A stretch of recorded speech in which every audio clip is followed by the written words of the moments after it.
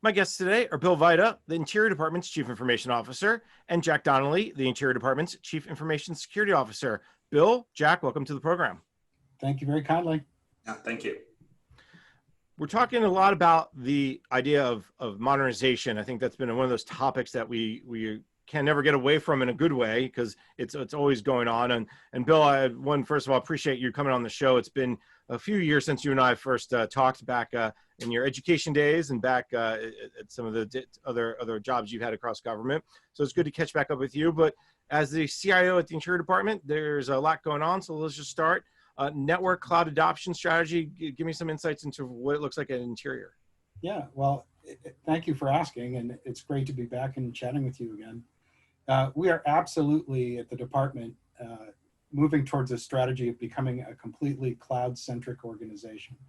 And I guess the benefit of having some of those jobs before is watching how some of these paradigms shift. Fundamentally, it's about who controls your technology and who controls your data, and how do you do that most cost effectively and efficiently.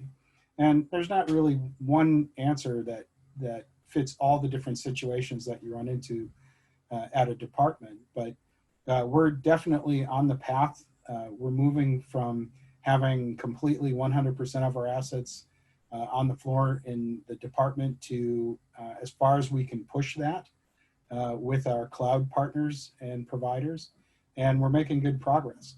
I know one of the questions that you forwarded earlier was, how do we define that? And at least in the case of things like email and collaboration, very recently we completed our migration from being a Google shop to a Microsoft 365 shop, and of course with that it's not just the email, but it's all the tools like Teams and SharePoint and the other collaboration capabilities that's incumbent therein. We have a lot of different activity underway within the different bureaus and offices within the department. For folks who aren't familiar with us, we have a very broad mission. I serve as the department CIO, but we have 11 other people who serve in the role of CIO with places like the U.S. Geological Service, the Bureau of Reclamation, the Bureau of Indian Affairs, the National Park Service, many, many others. And so within that diverse mission, we have a great opportunity across all of those other organizations to find best practices, to step those up to the benefit of the department as well. And we take all those lessons learned and we move the ball forward. So it's a large story, take a lot of words to tell it in general, but we have a lot of great work underway where we're moving things into the cloud, and we've got a lot more great things to come. I remember when Interior was one of the first agencies to move email to the cloud, and that seems like so long ago now, almost probably 10 years ago, not quite. Yeah. But what's the difference today from that initial move? And I know you weren't at Interior back then, but what's the difference between today and back then when the first started going? What do you see as the biggest difference in the strategy? Well, from a strategy perspective, if you think about it from a technical perspective, you're moving things from on-premise to off-premise. So you're asking somebody else to step into your shoes. And in the old days, what that meant was you actually had vendors who would come in and operate your equipment for you and serve as your system administrators. And even though that they were in maybe doing some of that work for you, it was familiar, right? There were many instances where the vendors might step directly into your shoes and run your systems for you. And when the systems that you own, the specific technologies sunset, they would buy something compatible and run it. And it was almost for somebody who wasn't looking at it every day, it would almost look like the vendors were an extension of staff. And if you walked into the shop, they had to comply with all the same rules that you set for your own desk procedures and operating procedures. But for the color of their badge, it was a one-to-one transition.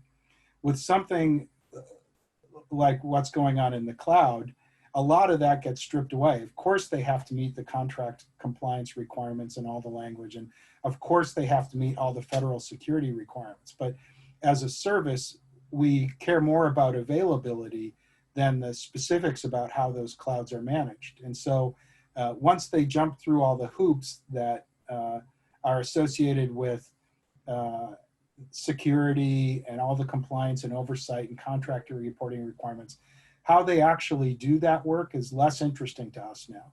And really, how they do that work in a way that ensures that you've got availability of that data, that you've got transportability of that data across all the different cloud domains that you're working with, that's actually a far larger part of the concerns that we deal with every day than just whether a server is up or down or not. So the relationships are in many ways fundamentally different than what they were 10, 15 years ago. But that frees us up then to be less of the people who have to worry about the wires and pliers.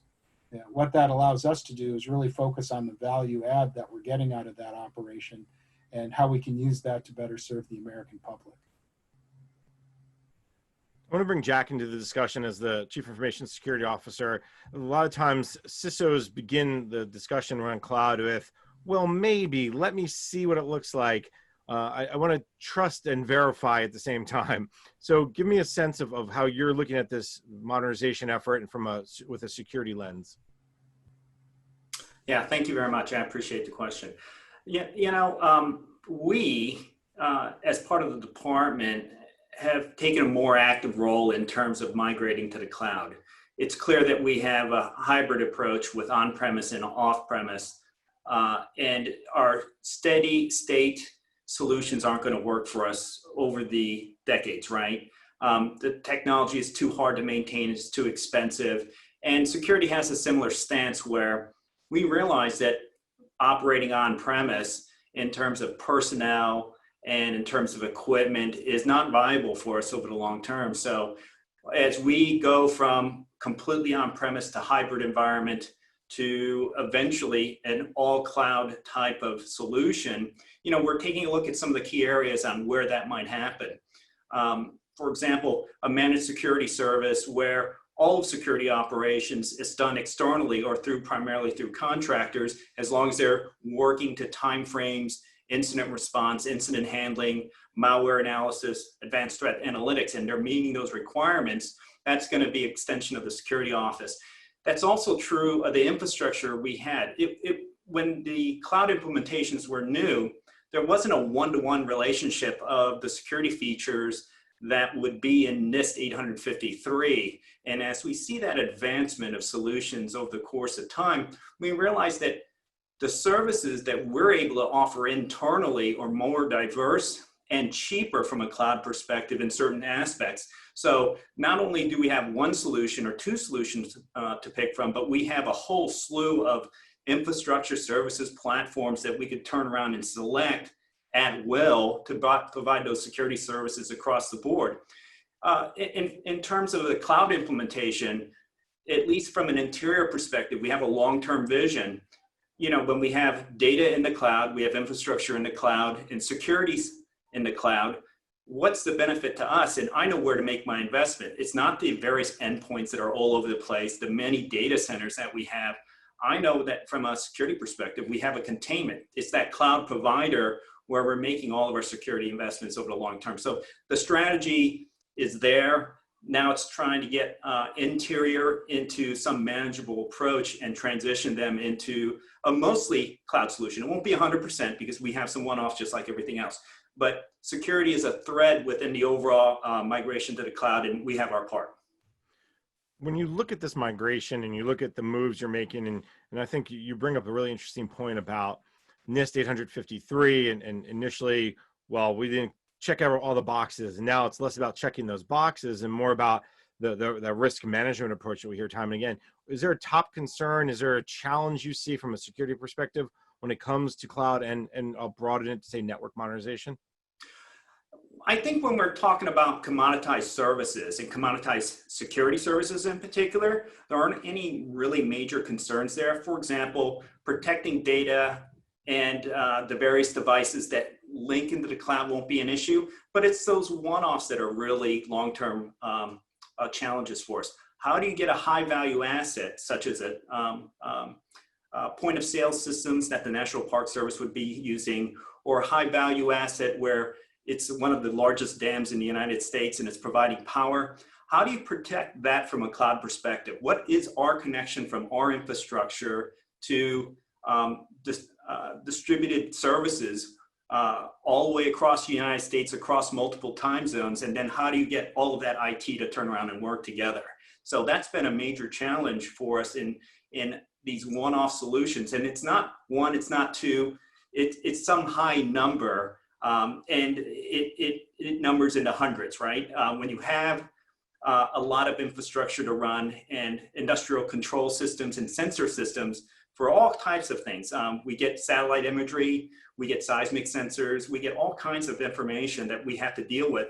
And then we have to turn around and share that information with academia, the various universities. And remember, this public data is available and has to be shared to the scientific community. Bill, I know your background is in cybersecurity to a certain extent. I know you spent some time with the National Security Council. Does this security and cloud, how does that make you feel sometimes as well? Do you and Jack have some deep conversations when it comes to the right approach and how to ensure that the network systems are all secure? Yeah, well, thank you for asking. And I echo everything that Jack said. You know, it's interesting. For me, the challenge is always the workforce. You know, when you were asking me, you know, kind of how the world has transitioned, you know, we've gone from something where people made their careers on being the best wires and pliers guy, you know, that the analogy I used before. And now they have to be the best data solvers and solutions, except when it's federally developed or departmentally developed capability. And so one of the things that concerns me the most because of the potential for breaking what we'd like to accomplish in security is how well prepared, how trained our people are. Because if you're developing applications that have to work a certain way in the Microsoft cloud, or you have to work a certain way in the Google cloud, or they have to work a certain way in the Amazon cloud, each one of those clouds that have a certain element of proprietary capability and knowledge that you have to know. They containerize information differently. And to Jack's point, when you're moving things into the cloud, you have to know that cloud as well as the people who are administering it. And I think there's a delay in knowledge sometimes between the people who might have been coding some of these applications, you know, using COBOL and IBM mainframe, and retraining them to figure out how to write them under newer architectures in a cloud environment. And when they don't get it right, and when things don't perfectly align, what we're seeing, I know many times in the cybersecurity world, are those kind of seams are what our adversaries exploit. So my concern isn't with that cloud works or that it works the way we want it to. My concern is our ability as a government, as a department, to sustainably develop people with the expertise that they need to be successful in the long term. And of course, Amazon cloud changes, Google cloud, Microsoft cloud changes. So we're not just playing catch up.